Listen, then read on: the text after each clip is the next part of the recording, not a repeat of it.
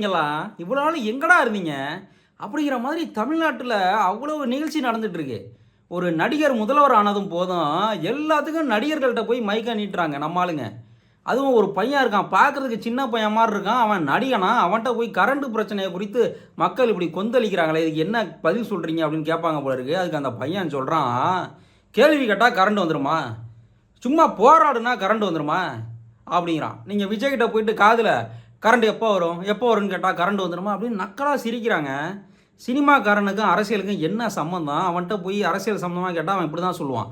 அவன் விஜய் ரசிகர் போல இருக்கு. கேள்வி கேட்டால் கரண்ட் வருமா அப்படிங்கிறான். இதுதாங்க ஃபாசிசம். ஃபாசிசத்தை தான் நீங்கள் பாயாசம் நினச்சிட்டு இருக்கீங்க.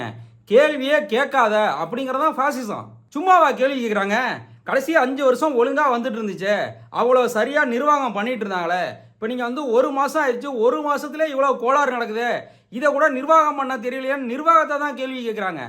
கரண்ட் இல்லாமல் வாழ பழகிக்கலாம். இவ்வளோ நாள் சொகுசாக வாழ்ந்தீங்கல்ல, கரண்ட் இல்லாமல் வாழ பழகிக்கங்க அப்படிங்கிறாயா அந்த தம்பி. அதுக்கு மேலே ஒன்று சொல்கிறான், வேணா எங்கள் வீட்டில் வந்து கரண்ட் எடுத்துக்கங்கிறான். அவன் வீட்டில் அரசாங்கம் பவர் கிரிட் நடத்திட்டு இருக்கா இல்லை தெரியலை. இல்லை இந்த ஃபோனுக்கெல்லாம் பவர் பேங்க் வச்சுருப்போம்ல, அந்த மாதிரி பவர் பேங்கில் போய் அவர் வீட்டில் சேவ் பண்ணிக்கலாமா? அண்ணா இந்த பவர் பேங்கை சார்ஜ் போட்டு கொடுங்க, வீட்டில் போய் நான் ஃபேனை ஓட்டிக்கிறேன், ஃப்ரிட்ஜை ஓட்டிக்கிறேன்னு சொல்ல முடியுமா? என்னையா நடக்குது நாட்டில்? சோலார் சிஸ்டத்தை யூஸ் பண்ணுங்கிறான். சோலார் சிஸ்டமா? சோலார் எனர்ஜின்னு கூட சொல்ல தெரியல அந்த பச்சை மண்ணுக்கு. சோலார் சிஸ்டம்ங்கிறான். சூரிய மின்சாரம்லாம் நம்ம மக்கள் தயாரிப்பாங்களா? சூரிய மின்சாரம், எல்லா மின்சாரமும், விண்ட் எனர்ஜி எல்லாம் அரசாங்கம் தான் தயாரித்து மக்களுக்கு கொடுக்கணும். வருடம் மக்கள் மின்சாரத்தை அதிகமாக தான் யூஸ் பண்ணுவாங்க. ஒவ்வொருத்தரும் புதுசு புதுசாக வீடு கட்டுறாங்களா, புதுசு புதுசாக உருவாகுதா, நாடு வளருதா, அதற்கேற்ற மின்சார தேவையை வந்து அரசாங்கம் தான் உற்பத்தி செய்யணும், பகிர்ந்து கொடுக்கணும். இந்த தம்பி என்னமா தனி மக்களை எல்லாத்தையும் செஞ்சிட முடியும் அப்படின்னு நினச்சிட்டு இருக்கான். இப்போ இந்த பையன் வீட்லேயே சூரிய மின்சாரம் இருந்தால் அண்ணா 1 பிளேட்டு 2 பிளேட்டு வச்சுருப்பாங்க ஒரு வீட்டுக்கு. இதை தூக்கி அடுத்தவங்களுக்கு கொடுக்க முடியுமா? எப்பா நீ தரேன்னு சொன்னியே, உன் வீட்டில் இருக்க அந்த சூரிய ஒளித்தாடெல்லாம் கொடுன்னு மக்கள் பேத்துட்டு போயிட்டா அவன் சும்மா இருப்பானா? ஐயோ இந்த நடிகர் ஆட்சிக்கு வந்தது போதும் இந்த நடிகனுங்க தொலை தாங்க முடியலை. இன்னொருத்தன் சொல்கிறான், நான் அரசியலுக்கு வரலாமா வேண்டாமான் இருக்கேன், ஒப்பீனியனு, மக்கள் உங்கள் கருத்தையை சொல்லுங்கிறான். 4 பாட்டு, 4 ஃபைட்டு, 4 நடிகைகளை தூக்கி இடுப்பில் வச்சுக்கிட்டு ஒரு டான்ஸு போட்டாக்க இவனுங்களுக்கு வந்து அடுத்த முதலமைச்சர் ஆயிரலாம், எம்எல்ஏ ஆயிரலாம், எம்பி ஆயிரலாம் நினப்பு போல இருக்குது. அதுவும் விஜய் முதலமைச்சர் ஆனோன்னா எல்லா பையனும் விஜய்க்கு ஆதரவாக ரீல்ஸு போடுறது பேசுகிறதுன்னு இருக்கான். அப்போ தான் அவர் எம்எல்ஏ வாய்ப்பு கொடுப்பாரு அப்படின்ட்டு. டேய் எப்பா, தமிழ்நாடு மக்கள் ஒன்றும் இழிச்சா இல்லைடா. ஒரு தடவை மாற்றத்துக்குன்னு கோட்டு போட்டாங்க, சினிமா வெறியிலலாம் ஒன்றும் போடலை. ஆனால் நீங்களாம் நம்ம மக்கள் சினிமா பைத்தியம், நமக்கு டான்ஸ் ஆட தெரியும், நடிக்க தெரியும், ரஜினி மாதிரி 4 பேரை அடித்து ரஜினிசம்லாம் பண்ணிட்டோம், மக்கள் மனதில் நம்ம பதிஞ்சிட்டோம், அதனால் நமக்கு ஓட்டு போட்டுருவாங்கன்னு நினச்சிக்கிட்டு அநியாயம் பண்ணுறீங்களா டேய்? மக்களை நீங்களே யோசிச்சு பாருங்க. நிறைய பேர் அப்படிதான் சொல்றாங்க. நம்ம முதலமைச்சர் விஜய் அப்படியே நெஞ்ச நிமித்திக்கிட்டு நாங்கள் ஆட்சிக்கு வந்து அடுத்த 5வது நிமிஷமே ஒன்றும் நடக்காதுன்னாரு. நேற்று 12 பேர் ஒரே நாளில் 12 சிறுமிகளுக்கு பாலியல் தொல்லையா வழக்கு பதிவாயிருக்கு தமிழ்நாடு பூரா.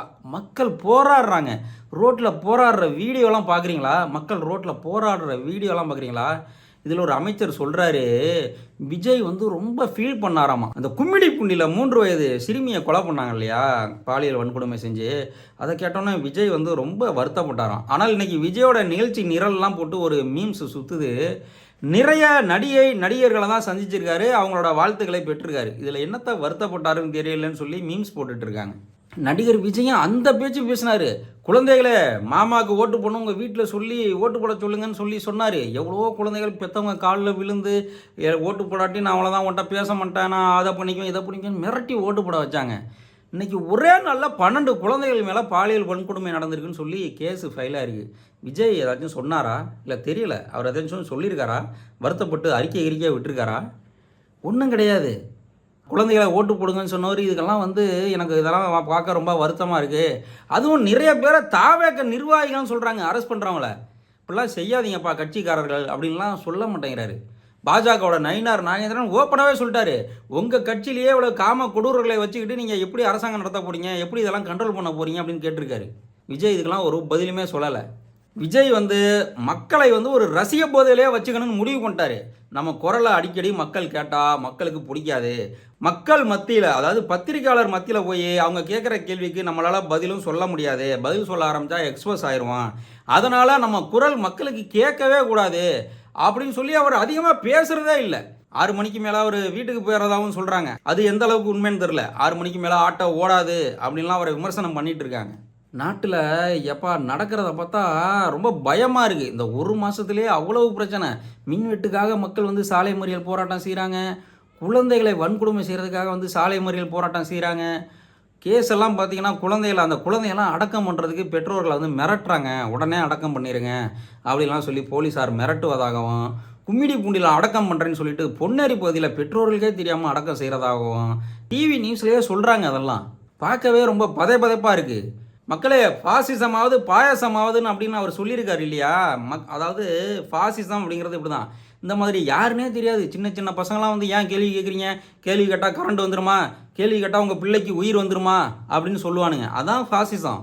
ஃபாசிசம் அப்படிங்கிறது ஒரு போலீஸ் ஸ்டேட்டை உருவாக்கும். போலீஸ் ஸ்டேட்டுன்னா என்னன்னு தெரியுமா? தமிழ்நாடு இது வரைக்கும் பார்த்துருக்க மாட்டீங்க. அதாவது 91 to 96 பார்த்தது. அதுக்கப்புறம் தமிழ்நாடு பார்க்கல. அடுத்தடுத்து வந்த முதலமைச்சர்கள்லாம் கட்டுக்கோப்பாக வச்சுருந்தாங்க. போலீஸாரை வந்து எஃபிஷியண்ட்டாக பயன்படுத்திக்கிட்டாங்க. போலீஸ் ஸ்டேட்டுன்னு வந்து அவங்க கண்ட்ரோலுக்குலாம் ஆட்சி போணுச்சுன்னு வச்சுக்கோங்களேன், அதையெல்லாம் நீங்கள் தனியாக உங்களுக்குன்னு அந்த துன்பம் வர வரைக்கும் அடுத்தவங்க துன்பத்தை உங்கள் துன்பம் நீங்கள் நினைக்க மாட்டீங்க. மக்கள் அடுத்தவங்க துன்பத்தை தன்னுடைய துன்பமாக நினைக்கணும். அதை சரி செய்கிறதுக்கு அரசாங்கம் என்ன செய்யணும், ஏது செய்யணும் நம்ம தான் சொல்லணும். இப்படி சரியில்லைப்பா, அரசாங்கம் சரி பண்ணணும்னு சொல்லி. அந்த கட்சிக்காரன் நான் அவரோட ரசிகர், அதனால் நீ கேள்வியே கேட்காத அப்படின்னு சொல்லி கேள்வி கேட்குறவங்களெல்லாம் இப்படி இது பண்ணக்கூடாது. கேள்வி கேட்குறவங்களெல்லாம் இப்படி குறை சொல்லக்கூடாது. ஜனநாயகத்தில் கருத்து தான் முக்கியம். இன்றைக்கி ஐரோப்பிய நாடுகள்லாம் நல்லா வளர்ந்துருக்குன்னு சொன்னால் கருத்து சுதந்திரம் தான் காரணம். ஒவ்வொருத்தருக்கும் தோன்ற கருத்துக்களை சொல்ல ஆரம்பித்தாங்க. அதெல்லாம் ஐடியாவாக மாறுனுச்சு. அதை நோக்கி ஆராய்ச்சி செஞ்சாங்க. அதற்குரிய கருவிகளை கண்டுபிடிச்சாங்க, பொருட்களை கண்டுபிடிச்சாங்க, அதற்குரிய சேவைகளை உருவாக்கினாங்க. அவங்க பொருளாதாரம் வளர்ந்துச்சு. கருத்து சுதந்திரமே இல்லைன்னா என்ன ஆயிருக்கும்? இன்னமும் கலீலியோ காலத்திலே இருந்தோம்னா, கலீலியோ உலகம் உருண்டேன்னு சொல்ல பயந்துக்கிட்டே ரொம்ப காலம் இருந்த மாதிரி இன்னும் இருந்துட்டு இருந்தால் எப்படி இருக்கும்? கருத்து சுதந்திரம் ரொம்ப முக்கியம். யார் ஆட்சி செஞ்சாலும் மக்கள் வந்து விமர்சனம் செய்ய தான் செய்வாங்க. மக்கள் வந்து போராட தான் செய்வாங்க. அதனால் நீ போராடாத, போராடுனா உனக்கு கிடச்சிருமா, கேள்வி கேட்டால் உனக்கு கிடச்சிருமா, இப்படிலாம் பேசக்கூடாது. அதுவும் பேசுகிறதெல்லாம் பாருங்கள், சினிமாக்காரங்கிறது என்ன இப்போ ஒரு தகுதியாகவே ஆயிடுச்சு. நம்மளெல்லாம் நம்ம முட்டா பேர் நினச்சிட்டு இருக்கான். சினிமா வெறியில் தான் நம்ம ஓட்டு போட்டோம்னு இந்த சினிமாக்காரன் பூரா நம்பிட்டு இருக்கான். சினிமாக்காரன் அப்படிங்கிறதுனால நம்ம ஓட்டு போட்டோம். 2 கட்சியும் 50-60 வருடங்களாக ஆண்டுட்டு இருக்கு. புதிய ஜெனரேஷன் அதிக வாக்காளர்களாக இருந்தாங்க. அவங்க பெற்றோர்களை கன்வின்ஸ் பண்ணி ஓட்டு போட வச்சுட்டாங்க. இப்போ இதே அடுத்த எலெக்ஷன் வந்தால் பெற்றோர்கள் என்ன செய்வாங்க? டேய் நீ சொன்னன்னு ஒரு தடவை போட்டுட்டேன், பவுஸ் தெரிஞ்சு போச்சு. கிராமத்தில் சொல்லுவாங்க, நொயின்னு இருக்கான்ப்பா, ஒரு தடவை கொடுத்து தான் பாருங்களேன், கொடுத்தா தானே அவன் பவுஸு தெரியும் அப்படிங்கிற மாதிரி தான் இப்போ ஆட்சி மாற்றம் நடந்திருக்கு. பெரியவர்கள் கண்டிப்பாக இளையவர்களை வந்து திட்டுவாங்க. திட்டி அடுத்த முறை ஓட்டு போட மாட்டாங்க. ஞாபகம் வச்சுக்கோங்க. தமிழ்நாடு ஒன்றும் சினிமா பைத்தியம் கிடையாது. ஆனால் அந்த சினிமா நடிகனுங்க பூரா அப்படி தான் நினைக்கிறான். சினிமா வெறியில் தான் அவங்களுக்கு நம்ம ஓட்டு போட்டதான் நினச்சிட்டு இருக்கான். இப்படி ஏகப்பட்ட நடிகன் கிளம்பி வரான்னு வச்சுக்கோங்க, நான் சோறு போட்டேன், குழம்பு ஊற்றினேன் அப்படின்னு சொல்லி. அந்த மாதிரி அவன் இப்போ ரீல்ஸ் போட ஆரம்பிச்சிருவான். இந்த பாருங்க, நான் அந்த பிச்சைக்காரருக்கு டெய்லி 10 சாப்பாடு கொடுக்குறேன், நான் முதலமைச்சர் ஆனால் என்ன தப்பு, நான் எம்எல்ஏ ஆனால் என்ன தப்பு அப்படின்னு சொல்லி வந்தான்னு வச்சுக்கோங்களேன். அதெல்லாம் நல்ல அரசியலாக இருக்குமா? அவன்லாம் வந்தால் நல்லது செய்வானா? அரசியல் பற்றி என்ன தெரியும் அவனுக்கு? இன்னைக்கு தமிழ்நாட்டு அரசியலில் முக்கியமான விஷயங்கள் பல நடந்திருக்கு. அதில் முக்கியமான ஒன்று, விராலிமலை எம்எல்ஏ சி விஜயபாஸ்கர் அவருடைய எம்எல்ஏ பதவியை ராஜினாமா பண்ணியிருக்கார். அவர் அந்த 25 அதிமுக எம்எல்ஏக்களில் ஒருத்தர் டிவிகேக்கு ஆதரவாக ஓட்டு போட்டார்.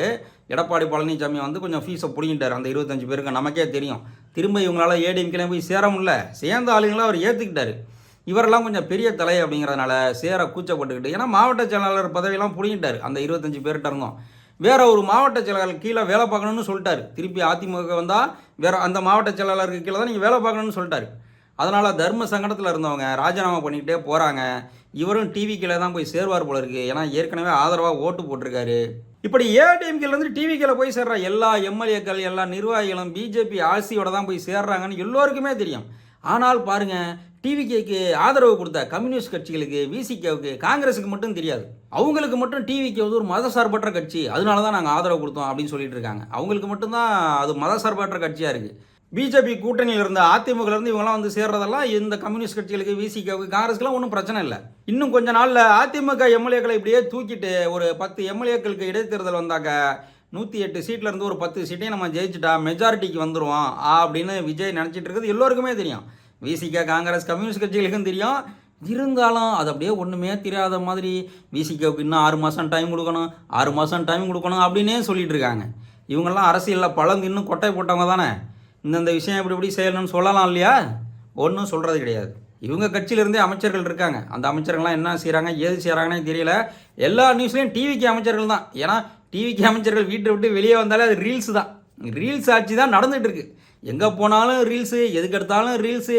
வெளிநாட்டு முதலீட்டாளர்களை தமிழ்நாட்டுக்கு ஈர்க்கிறதுக்கு கூட ரீல்ஸ்னால் பார்த்துக்கங்க. இந்த ரீல்ஸ் ஆட்சி ரியல் ஆட்சியாக மாறணும்னு சொன்னால் கூட்டணி கட்சிகள் நல்ல அறிவுரையை சொல்லணும். டிவிக்கு, அரசுக்கு, விஜய்க்கெல்லாம் நல்ல அரசியல் கற்றுக் கொடுக்கணும். மக்கள்கிட்ட பேச சொல்லணும். பத்திரிகையாளர்களை சந்திக்கணும். தமிழ்நாட்டு மக்கள் ஒன்றும் இழிச்சாய் கிடையாது, சினிமா வெறியர்கள் கிடையாது நீங்கள் நினைக்கிறது போல். அந்த காலத்தில் தான், அதாவது எம்ஜிஆர் காலத்தில் தான் ரசிகர்கள் போதையிலேயே ஒரு சமூகத்தை வச்சிருக்க முடியும். இப்போல்லாம் முடியாது. நம்ம பேசுனா எக்ஸ்போஸ் ஆகிடுவோம். அதனால் வாரத்தில் ஒரு நாள் பேசுவோம், 2 நாள் பேசுவோம். மோடி அவர்கள் வானொலியில் பேசுகிறது போல் நம்ம மட்டும் பேசி போட்டுருவோம். அது டிவியில் வந்துடும். அவங்க கேட்குற கேள்விக்கு நம்ம என்ன பதில் சொல்கிறது? இந்த மாதிரி போயிட்டு இருந்தாக்க மக்கள் ஆதரவு நிச்சயம் இழந்துருவீங்க. அதுவும் இந்த மாதிரி எப்படி சொல்கிறது, இந்த செகண்ட் ரேங்கில் இருக்க அந்த சினிமா நடிகர்கள், சின்ன சின்ன நடிகர்கள், துணை நடிகைகள்லாம் வச்சு ரீல்ஸை போட்டுக்கிட்டு கேள்வி கேட்காதீங்க, அனுபவிங்க, இன்னும் 6 மாதத்துக்கு அனுபவிங்க. ஏற்கனவே கரண்ட்டு நல்லா தானே இருந்துச்சு, அப்போல்லாம் நல்லா சொகுசாக இருந்தீங்கல்ல, இப்போ கஷ்டப்பட்டா என்ன அப்படின்னு பேசுகிறானுங்க. இதெல்லாம் மக்களுக்கு நிச்சயம் மிகப்பெரிய வெறுப்புணர்வை உண்டாக்கும். அடுத்து உங்களுக்கெல்லாம் நிச்சயம் வாய்ப்பு கிடைக்காது. உங்கள் சோஃபா மாடல் ஆட்சியில் அதிமுகவிலேருந்து இவ்வளோ பேரை ஈர்த்துட்டு வந்தாலும் அவங்க இடைத்தேர்தல் என்ன நிச்சயமாக ஜெயிக்க முடியாது. நன்றி, வணக்கம்.